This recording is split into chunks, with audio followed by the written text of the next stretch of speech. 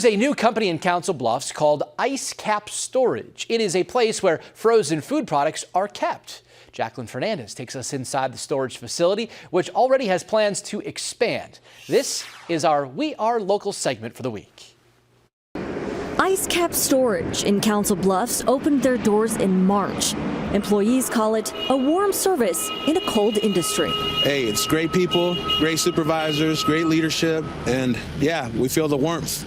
The company freezes food products for their customers, everything from baked goods to pizza.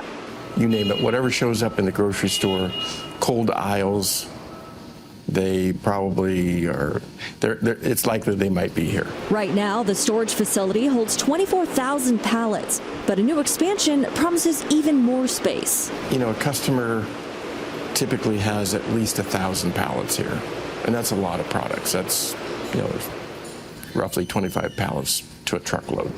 The additional 300,000 square feet of space is slated for completion in January, and with it, dozens of job opportunities. I love working here. Actually, they gave me a great opportunity coming right in the door, so they trusted me, and just as much as I trust them, so I give them my 100% all the time.